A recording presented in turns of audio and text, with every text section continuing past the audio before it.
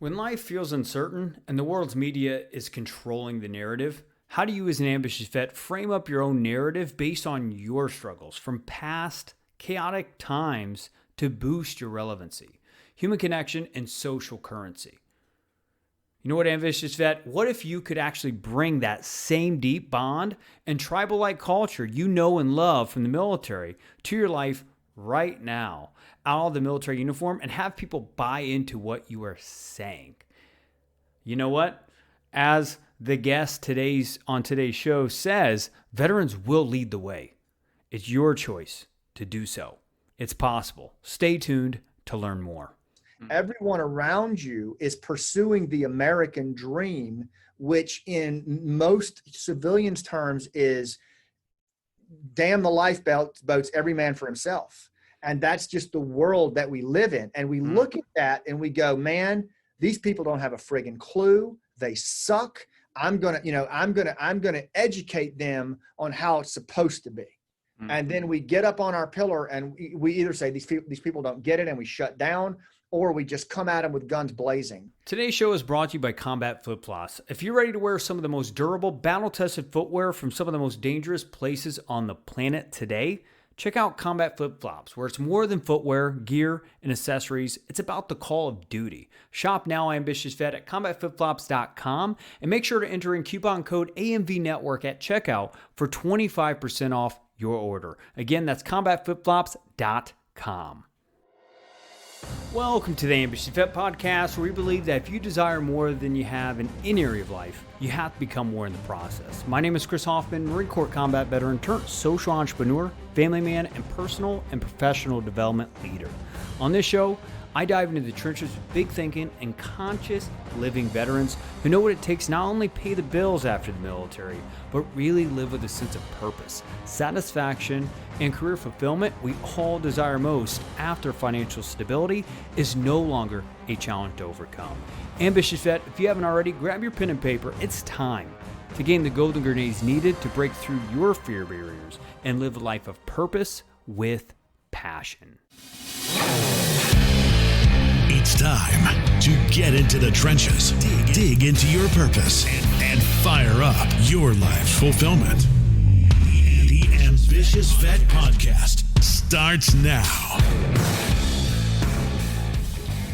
All right, Ambitious Vet, welcome right back inside the trenches. Today we got Scott Mann. He's a retired Army Lieutenant Colonel and Green Beret, warrior storyteller, leadership expert, keynote speaker, and author of the book Game Changers. Scott is also a master of building relationships in high-stakes competitive environments.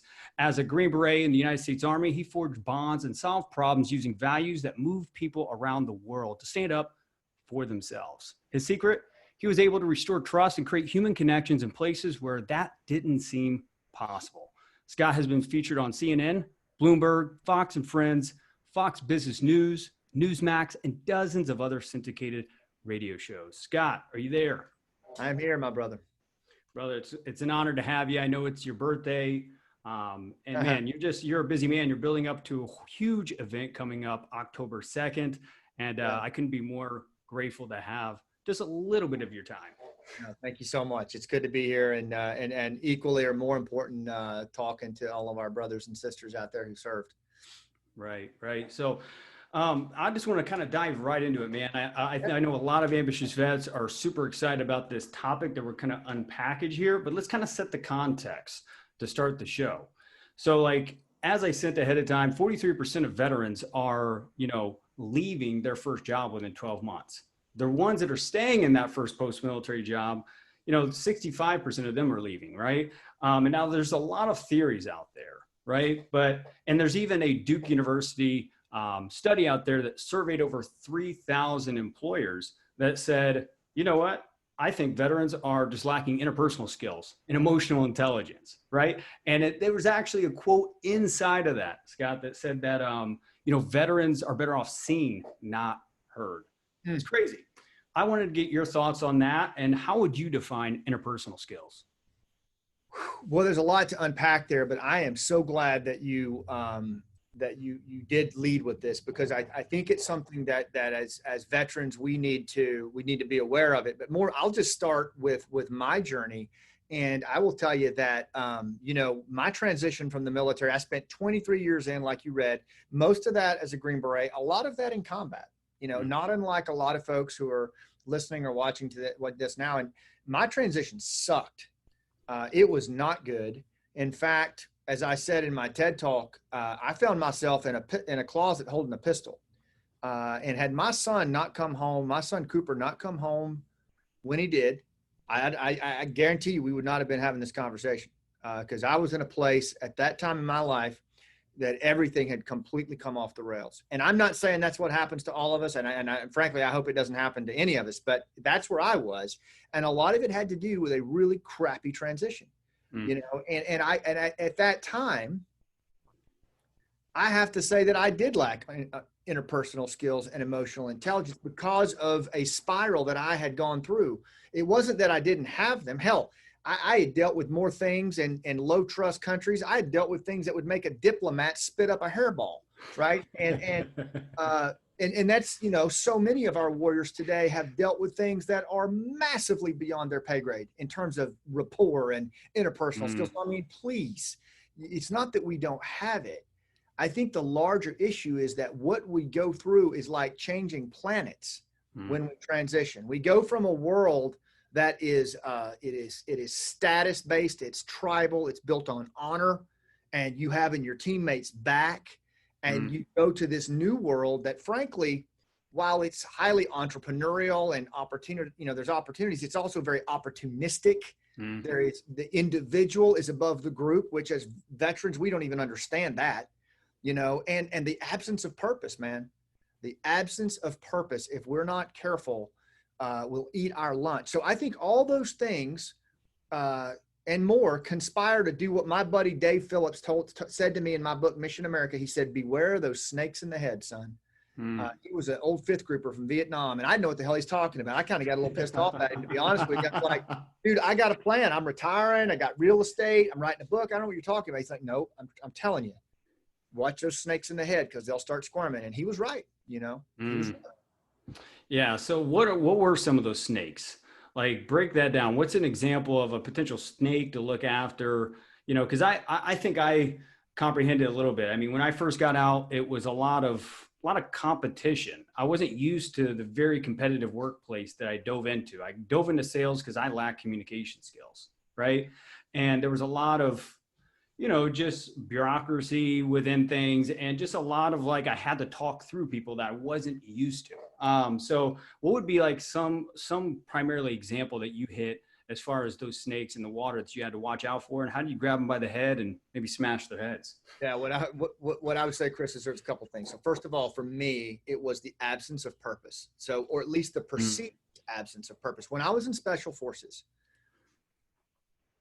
it didn't matter what was happening. When my feet hit the floor in the morning, I knew exactly who I was, and I knew exactly what I was put on this earth to do. I'd wanted to be a Green Beret since I was 14 years old. I was crystal clear. And even when I was burying my friends, and even when I was in places that I didn't want to be, I still was exactly where I wanted to be, because that was who I was, and I was clear about that. When I got out of I took my uniform off, and I left it in the team room, I left a lot of my purpose in the team room, and I shouldn't have done that, right? I somehow thought that all of that stayed behind, and now I had to find this new purpose, this new thing. And the reality was my purpose never changed. What I wanted out of my life and the contributions I wanted to make bigger than myself, they never went away. Right. I kind of buried them, and I thought that, okay, now I'm supposed to do what everybody else wants me to do. Right over here in the Army, I actually did what I wanted to do. Now I've got to go be this thing or this person that society says I need to be so that I fit in and that I can succeed. Right. And that's where I screwed up, because that's when for me, the snakes in the head were things like, what the hell am I doing here?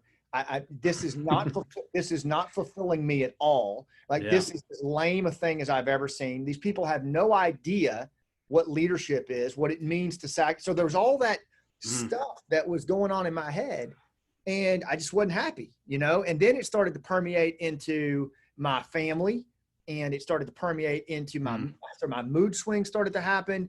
And then that, to me, is the most dangerous thing. Because if you are someone who suffers from post-traumatic stress or survivor's guilt or any of that other crap that you and I pushed down so that we could go back to the fight, guess when it comes to visit, right?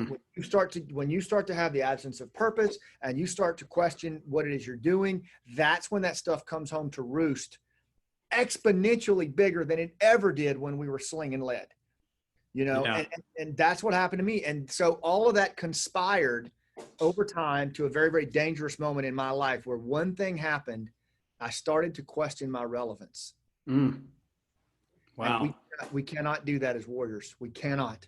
We can never get to where we question our relevance. And if we are, we got to get out of that place real fast. Right. Well, that's a good transition, Scott, because you're coined for 3 different concepts, which is, we'll dive more into detail here in a second. But also it's an upcoming event too, that you're going to be hosting and leading live virtually, where you'll be teaching probably that more of the how-tos and stuff like that of these 3 concepts. But what I've learned through studying your TED Talks that are amazing, just watched the one in 2019 and Ambitious Vet, go and check that out. It's just, you get healing from just watching it. From what I could tell, for myself and what I felt afterwards, like, wow, I have actionable steps to walk away and feel better about different areas of my life that I may have been stopped at. So you have 3 big learning lessons and stuff like that I'm excited to dive into for an ambitious vet, maybe you that's listening to this, ambitious vet, to gain more relevancy through human connection. Let's dive into the first concept, Scott, getting below the waterline. What does that mean and why is that important? So you asked me earlier what interpersonal skills mean to me. So I spent, almost 18 years of my life going into these low trust, depleted villages where if we didn't make a connection with people very different than us in 5 minutes or less, we were dead. That's what Green Berets do. We work by, with, and through indigenous people. And it's what a lot of veterans had to do in the counterinsurgency fight that we did for almost 20 years now. And what I figured out was in my transition, I could bring forward skills from the military that actually were in dire need here in the country. So, for example, when we were working in the villages in Afghanistan, there was low trust. Well, there's low trust here in America. If you look around, in 1972, according to Gallup, 1/3 of Americans say they don't trust their neighbor. That number is now 2/3. 2/3 of Americans say they don't trust their neighbor, and it's climbing. So when you think about that as a veteran who's trying to establish a business, or you're trying to go into a new job or go get an investment, the social capital in this country is as high or is as bad or worse than Afghanistan or Iraq. Okay. So how do you establish a degree of relevance in this new environment? Well, what I figured out for me was it was in teaching interpersonal skills, because I taught that in special forces for years. I wrote a book on it called Game Changers. And I started asking myself, all right, well, clearly business leaders today don't have the human connection skills that they need for these low trust environments. In fact, we call them soft skills, which to me is a real misnomer, because it causes us to devalue things like rapport building, active listening, things like narrative competence or purposeful storytelling. That's actually what humans have been using for 250,000 years to navigate the most massive crisis on earth. It's not that we have fur, fangs, or claws because we're on top of the food chain, brother. It's because we have the ability to form groups and teams and connect. And we've always done it on instinct. So I started developing this ability to go to do it on skill. To develop human connection skills. And when we were trying to get in those villages in Afghanistan in 2010, we brought in a lot of social scientists to help us understand what's happening in these low trust communities that's not allowing us to connect. And so what we figured out was that there was such a gap, Chris, between their world and our world, that we weren't connecting on a purpose level. We weren't connecting on an emotional level. We weren't connecting on a social level, and we weren't connecting around our story. And those are the 4 things that every human requires to navigate the world, even in this modern time: meaning seeking, emotional, social, story animals. That creature exists below. If our human nature is an iceberg, okay? Yep. The modern world that you and I live in, the business interviews we go to, the PowerPoint meetings, the Zoom calls, all that's above the waterline. And that's only about 20% of who we are in terms of our human nature. The real essence of our nature, 80% of it is below the surface. And it's 250,000 years old. And we're still wired for that as a primal level, meaning seeking, emotional, social story animals. So if you're leading and you want to go engage your boss, potential employer, if you don't hit those 4 things in how you connect with another human being, you're leaving social currency on the table and you're probably going to get what you pay for. It's not going to go well. Wow, that's impressive stuff. I love going below the waterline, because how I interpret that is, there's a lot of times where we have to do front stage, actions, right? You're out there, you're face to face, you're at networking events. Nowadays you're at a virtual networking event, depending on how you are networking, if you are. And it's a lot of like out here, just, surface level conversations. But what I'm hearing is like, how do you get to know someone on a deeper level, right? Yeah. How do you go deeper? How do you go deeper socially? Like, what matters to them? And that's how you can build more of that trust. And, also what I'm hearing is more social capital in the long term to create more opportunities in life. Well, think about it this way. The $1 million consultant, Alan Weiss, he says, logic makes people think, emotion makes people act, and relationships are the world's greatest conductors of emotion. And so if you think about it, your greatest asset as an ambitious veteran, your number one off-book asset is relationships. Period. Full stop. Yeah. You can have all the technical skill in the world. You can have whatever. Your relationships are social currency. They were 250,000 years ago, and they are even more so today because of depleted trust levels. In other words, we're only going to work with people in a meaningful way who we have a relationship with, typically. Yeah. And if you're trying to carve your way in the world as a veteran, right, your relationships are your portfolio. Now, you asked an important question, which is, how do we get below the waterline, and how do we accelerate trust, and how do we create trust in relationships in a time where, people are like disliking each other on Facebook and there's such a caustic environment? Okay. I think the number one way is questions. As leaders, and as if we want to really make deep connections below the waterline, we should ask thoughtful, open-ended questions that allow the other party to tell us their story. I think that's amazing. It really will, because what it does, if you, for example, the other day I was on a call with a major technology company. They need some help with trust building and relationships. And so this was a discovery call to see if we could work together, right? This was a senior VP for the company. We had a 30-minute discovery call scheduled. For the first 23 minutes, all I did was ask them questions. For example, I asked them, what's the number one pain point that you're facing in this COVID environment right now that's keeping you up at night? What is it that you worry about when it comes to your associates? What do you worry about with them that you can't see off the Zoom screen? Questions like that. By the time I got to minute 23, I said, would it be all right if I tell you how I think we could work together? He said, yeah, you can, but we're already good. We're going to work together. And I hadn't said a damn thing about our business. Yeah. I simply asked him thoughtful, open-ended questions that allowed him to respond in narrative. It brought his emotional temperature down. It validated his identity. And in all of those answers he was giving me was the gold, the below the surface gold of his pain and his dreams. Yeah. And once we understand those two things in another human being, then we're ready to tell our story, and we're ready to connect with them and show them how we can serve. And that's true in anything, man. Job interview, investor brief, whatever it is you're doing. Like, that's what I mean by getting below the waterline. Yeah, no, it's great. Ambitious Vet, if you're listening to this, pains and dreams, listen for those. And if you don't hear them, find ways to ask strategic questions to reveal those, just like Scott Mann is talking about. But now we've gotten past the waterline. We're deeper inside the waterline. Let's talk about generosity of scars. How do we start, owning those scars, owning our story, and let's unpackage that concept.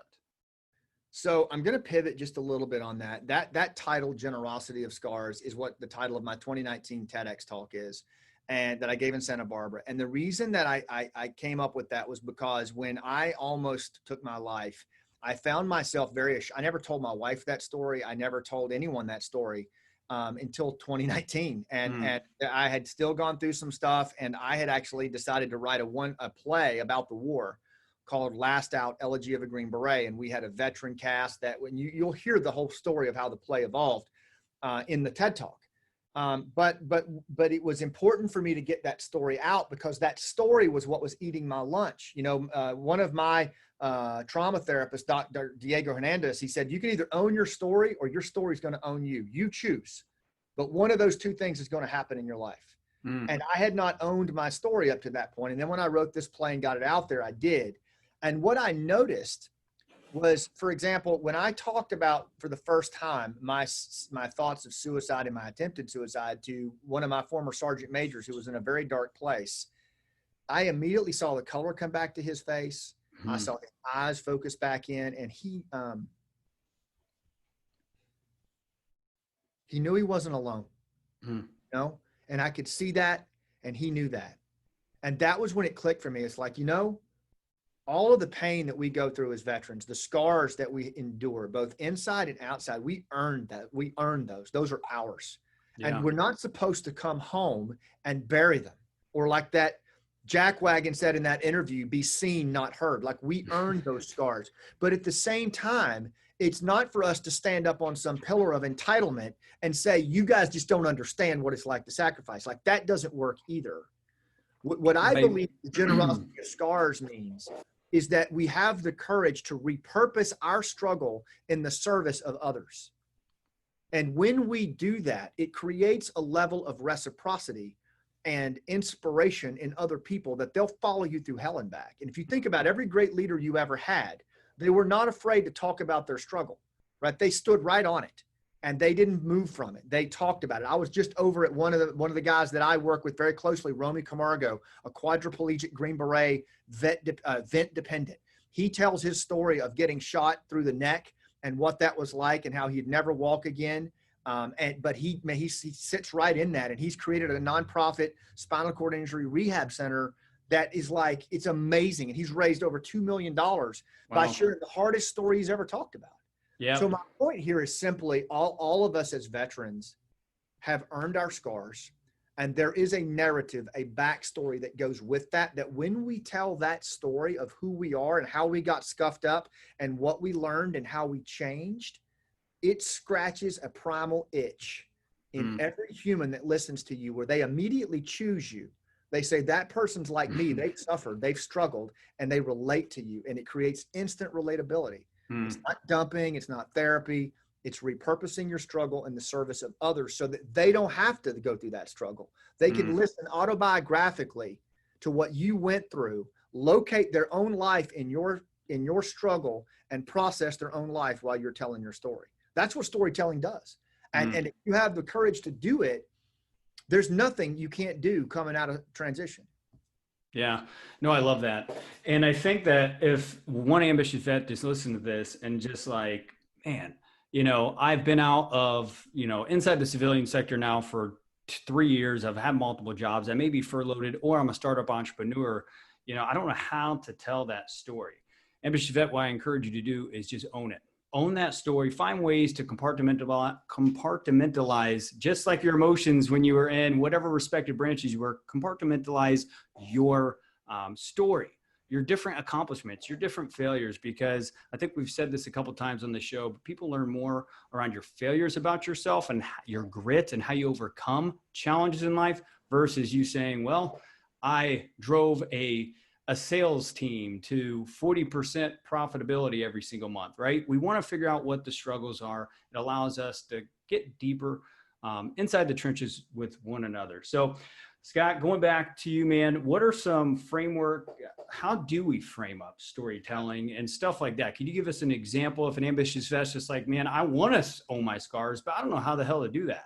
Right. So let me be clear. I'm not talking about you standing on the stage giving a keynote. Now, if you want to do that, and I think some of you should, I absolutely, some of the best speakers and leaders on the stage are veterans. And frankly, even if your story is traumatic and you've been severely scuffed up, like my friend Romy, I still think there, and even more so, there's healing in that. However, What I'm talking about is not necessarily storytelling from the stage. It can be. What I'm talking about is what I define as narrative competence. Narrative competence. And here's what it is. Remember, we're meaning-seeking, emotional, social story animals. Every human being on the planet processes their world. They make sense of their world, according to Dr. Kendall Haven, through story. So when we see raw data, a PowerPoint deck, a spreadsheet, whatever, we actually tell ourselves a story to make sense of it, unless the other party tells you a story that contains that idea, and then it passes through the listener's mind without any alterations. Your story, not the self-constructed story, is what lands on the other party. Now think about that for a second. If you don't use a narrative to convey raw data in a job interview, in a sales pitch, two things happen according to Kendall Haven in his DARPA study where he did EEGs and measured brain activity. One, the other party is going to get it wrong because they're going to create a self-narrative to interpret your data. Two, they're going to be pissed off because they had to expend the mental energy to create a story out of your 78-slide PowerPoint deck or resume that every other employer sees. Okay?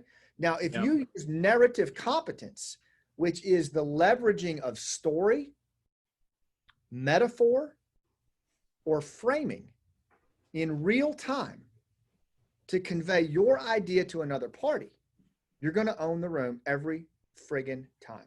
Now, what are some of the stories that you can tell? I wrote a few down. One is your scar story. So that's like your backstory, your origin story, your story of struggle and how you overcame it. I think every veteran should do that, even if it never sees the light of day, because it will heal you and it will give you a better sense of yourself. That's number one. That's one story. Another story is a vision story. Here's what I'm building. Help me build it. Right? That's a story. Right. Another story is a client as the hero story. You're starting a small business. You tell a story about another client who had the courage to work with you, the hero's journey they went through, the struggle, how they overcame it. And now the other party locates themselves in the client story. They listen autobiographically and you don't even pitch them. Right? So there's just a few.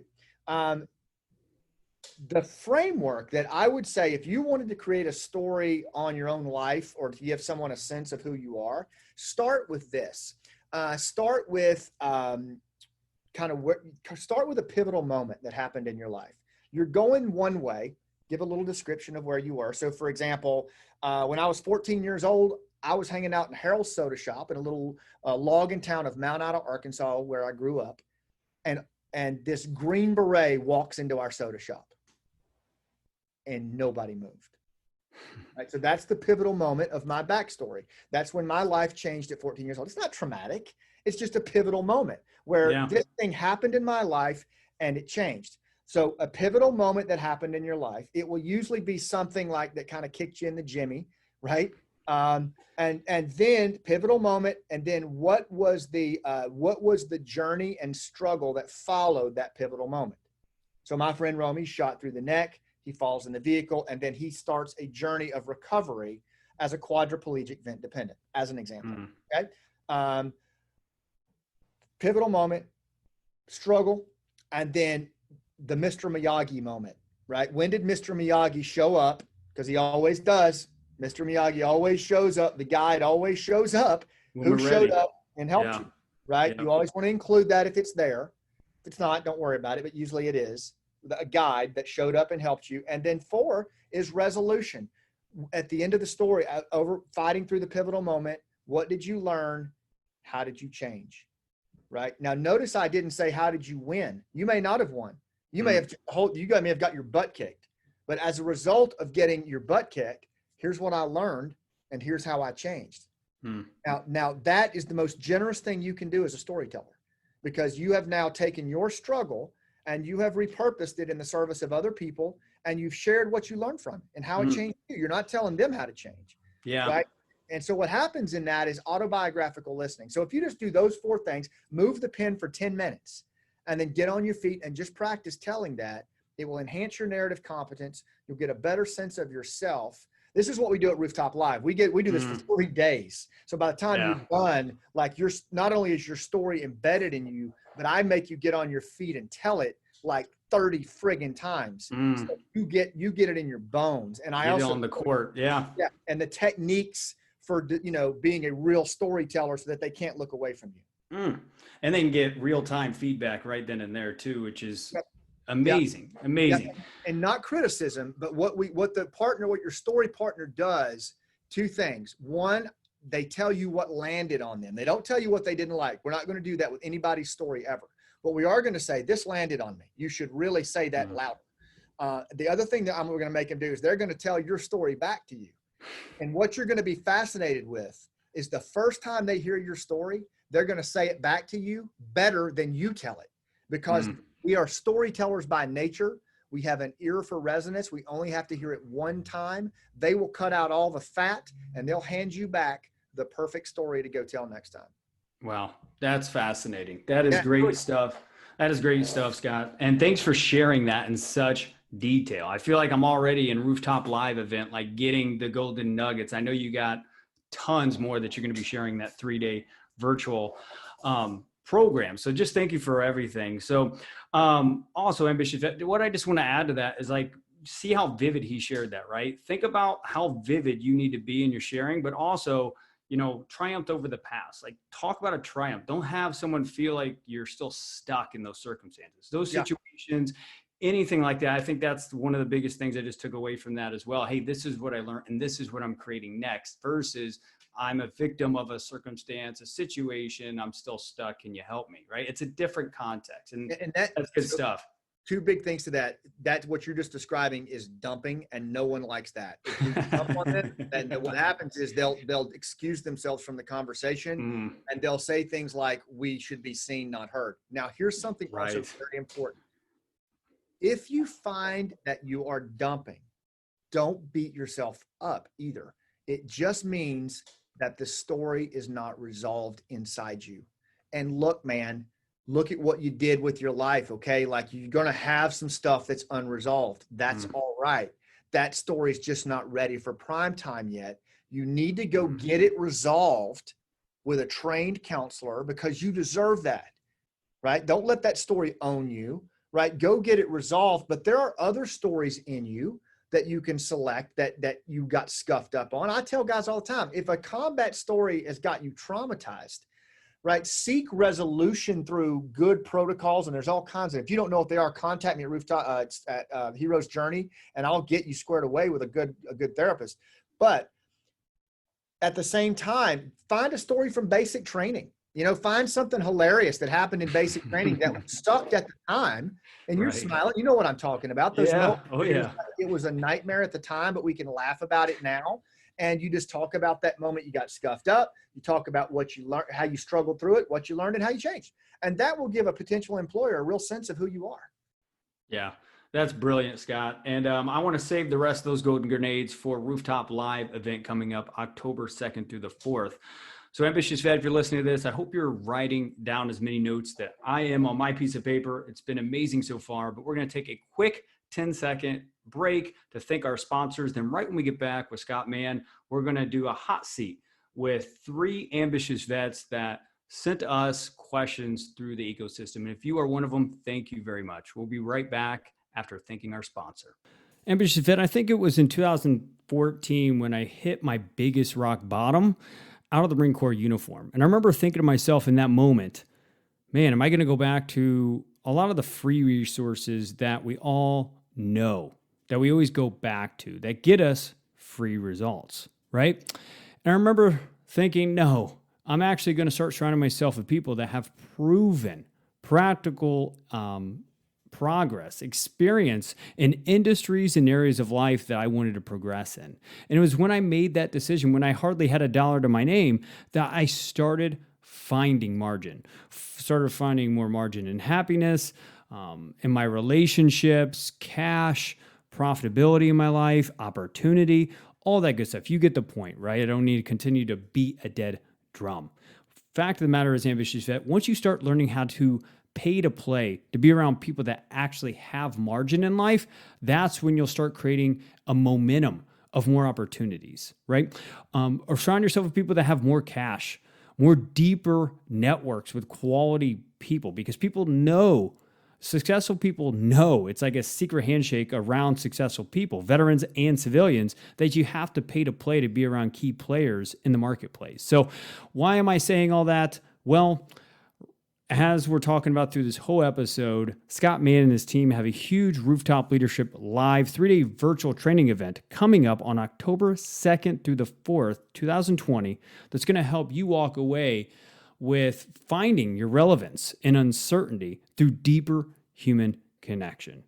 If you're ready to walk away with the tools to turn your instincts into skills and create profitable relevance in the marketplace today, ambitious vet, be an action taker and immerse yourself into this 3-day experiential training program that will have you ready to champion the toughest issues facing leaders today with the most powerful tool in your arsenal, your rooftop story.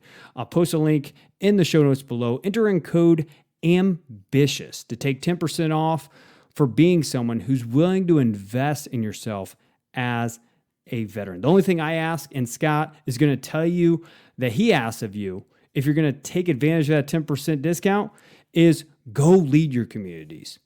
Don't be the person that just gains more insights and then goes talks about it. Be the action taker inside the trenches and move something forward in the world. Ambitious Vet, I hope you take advantage of that. And now it's time to dive right back into the trenches with Scott Mann. All right, Ambitious Vets, we're right back inside the trenches with the one and only Scott Mann. There's been golden grenade after golden grenade inside this show. I've gotten a lot. I feel like anytime that I get one golden grenade from this show, it narrows like time frames for me. But it's time to go ahead and shift gears, Ambitious Vet, and we're going to hot seat Mr. Scott Mann. And, we surveyed over 1,000 ambitious vets through our LinkedIn groups, our Facebook groups, and our email list. And we have 3 amazing questions we're going to throw at you, Scott. Are you ready for the first one? Let's do it. All right. First one comes from Tom Daly. He asks, my question would be, what is the biggest cultural adjustment you've seen veterans have to make when they entered the workforce? I think the biggest cultural adjustment is going from a tribal society to an individual society. Or if you want to get scientific, going from a status society where your status within your group is everything to a contract society where the individual is valued above the group. And so the reason that cultural adjustment is so profound is that if you look at the Marine Corps is just like a tribe. It is a primal tribe. Everything about it is external honor and shame. Very simple. It's binary, right? And where you stand in your life as a man or a woman who is a Marine is not as an individual, but is in the context of your group. How the group sees you, it's everything. And you measure yourself as a Marine, and you measure yourself in the contributions that you make to your tribe. And all of a sudden, boom, 90 days later, after a riveting TAP program, you are now, a mid-level manager somewhere or trying to start a business, and everyone around you is out for themselves. Everyone around you is pursuing the American dream, which in most civilians' terms is damn the lifeboats, every man for himself. And that's just the world that we live in. And we look at that and we go, man, these people don't have a friggin' clue. They suck. I'm going to educate them on how it's supposed to be.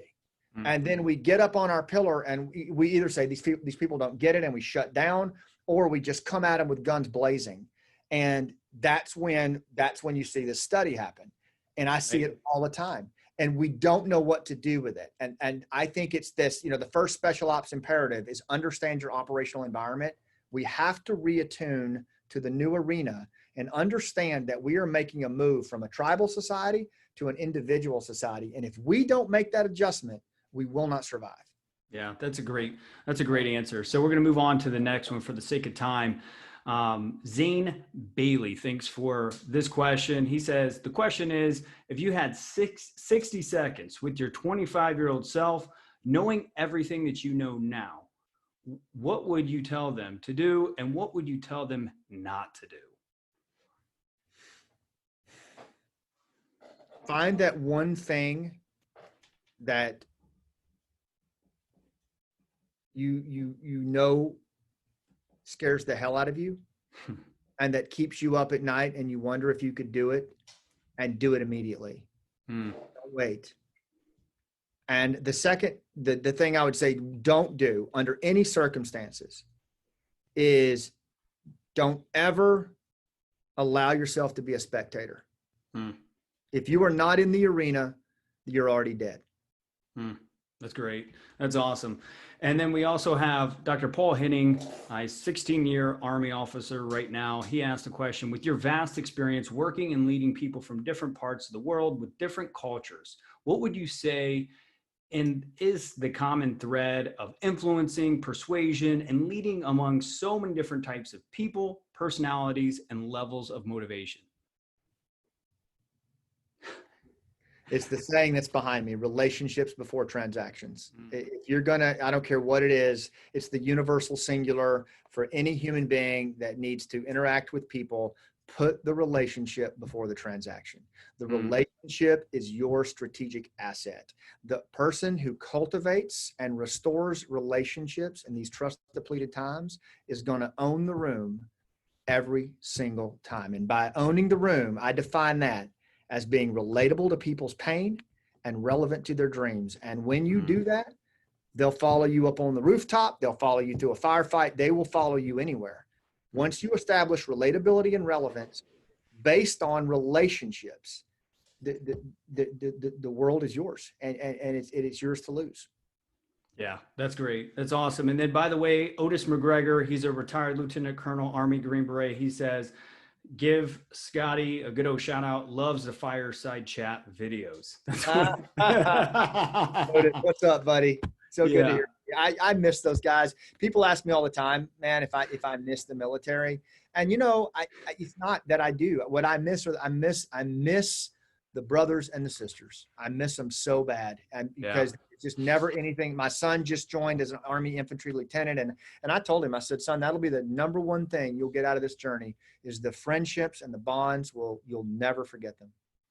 Yeah, isn't that the truth? All we want to do when we're in is get out, and when we're out, all we want to do is get back in. That's so true. So true. Yeah. So Scott, man, I want to take some time to talk about this upcoming Rooftop Leadership Live event, October 2nd through the 4th. It's a virtual event that is, from what I can tell, you're diving into some major meaty stuff that's very timely during these times, right? Own your life, own your story, own every room. I mean, what is an ambitious vet going to walk away with if say, hey, they want to go, check out Rooftop Leadership Live? What are they going to walk away with? Relevance during uncertainty. That's the bottom line, is that's what I believe in. I'm not a theory person. I don't believe in theory. I've been leading my whole life, and I've, from special forces to teaching it at our qualification course to now teaching Fortune 100 leaders about, because people follow relevance. People buy from relevance. People invest in relevance. And as veterans, if we're not relevant in this new planet, then we will not survive. And it's not instinctive. We can't rely necessarily on what we did in the military. We can, but we have to learn how to bring it forward. And relevance comes from the ability to reattune to your new arena. That means owning your life and owning your story. Those two things have to happen. And so what we do at Rooftop is I bring forward, we turn instinct into skill. So we take all those instincts that veterans have on human connection, and I say, okay, now that's great, but when you can't teach skill to your children, you can't teach skill to an employee, or instinct, but you can teach skill. So I'm going to teach folks there how to do active listening, how to get clear on the purpose in their life, how to do narrative competence, how to go into a room and listen 2/3 of the time, and then pivot into a story that when you're done, like, people can't stop looking at you.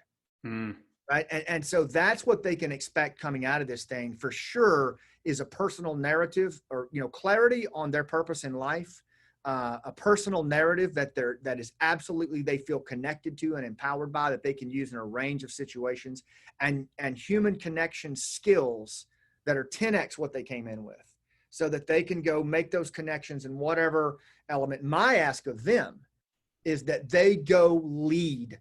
our communities, because it's our veterans that are going to lead us out of this crap. It is our veterans that are going to lead us to better days. And these skill sets will help them do it. It will supplement what they did in their journey. And that's my ask of anyone that comes. And if you don't intend to be a change agent and don't come, because that's not what we're doing. This is not for you to learn transactional skills. Like, you'll get that, but I need some people there that are going to have a purpose bigger than themselves. And there's nobody better than our veteran community. It's huge. It's huge. Ambitious Vet. If you're hearing that, hopefully you're hearing that, go ahead and take action, right? Go and check out, I'll have the link in the show notes below. The standard seat is $497. If you want to go VIP and have a little bit more access, it's $697. Scott and his team have been so generous in putting on a military discount on top of that. So we'll be able to take 10% off if you go and check it out and use coupon code AMBITIOUS. And you spell ambitious, AMBITIOUS. Sometimes I forget the I and I have the brand. So that's how you spell it. And you get 10% off of your ticket, to where you can actually get in there and start networking inside the trenches with people that want to build their leadership skills and help build teams that can overcome this stuff that has us stopped in humanity. And how to repurpose a lot of stuff, Scott. Yeah, I'll tell you, normally the cost of this thing is $12.97, but because of COVID and the impact it's had. And I just want as many people to have access to it, especially our veteran community, as we can. We've cut the price way down. And I will tell you the other thing too, is, that special access piece. We're going to have Stephen Pressfield there, former Marine, author of The War of Art and Gates of Fire, wrote Legend of Bagger Vance. He's going to be talking about storytelling. And also we're going to have Bo Eason. Check this guy out, former NFL football player turned playwright, taught me storytelling. He's going to be in there talking about how to own a room. I mean, it's fantastic. The return on investment, I'll say this, if at the end of this thing, if you sign up and you don't feel like you're more clear on your purpose, that you don't have a story now that's out in the world, and you don't have skills that you can navigate better than when you came in, full refund. I'll write the check myself. Wow. That Ambitious Vet, you can't do more than that. I know Scott Mann also offers other offerings as well: government training, corporate training, and personal coaching and training. Just go and check out his website. It's rooftopleadership.com, correct, Scott? Yeah, it is. And one of the things I'd love for people to check out right now we're doing is if you go to Amazon or to our website, we wrote a book on leading through these times right now, Chris, called Leading Through Chaos. It fits in the cargo pocket of your fatigues, but it's a really concise, accurate read on how we can navigate this chaos. And right now we're donating 100% of the proceeds for the next couple of weeks to veteran-owned businesses that are struggling. So it would be great to have other veterans help out with that. That's huge. That's huge. Talk about relationships before transaction. It's on the man's wall behind him. He lives by what he says, Ambitious Vet. So I encourage you to go dive deeper into these concepts that we've talked about on the show and go and get real-time practical experience on doing the work. Get in the trenches with Scott and his team. And I promise you, 10 months, 12 months from now, maybe 2 years from now, but the compound effect will hit in. And I promise you'll get that, that return on investment that we all look for when we're paying to play in life to become more. So Scott, just thanks for joining the show, brother. It's been an absolute honor. I hope you enjoyed yourself. And until next time, man, hold vision and trust the process. Thank you, brother. Talk soon. All right.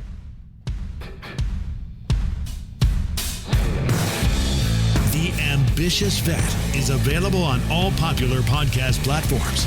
Go to vettrainingcoaching.com to subscribe, rate, and share with fellow vets. Again, today's show is brought to you by Combat Flip-Flops. Ambitious Vet, if you're ready to wear some of the most durable, battle-tested footwear from some of the most dangerous places on the planet, look no further than Combat Flip-Flops. Go ahead and check out combatflipflops.com. Their footwear, their gear, and their accessories carry a punch with a purpose bigger than the material that they use. Check out combatflipflops.com. Make sure at checkout, enter an AMV network as a coupon code to get 25% off your order.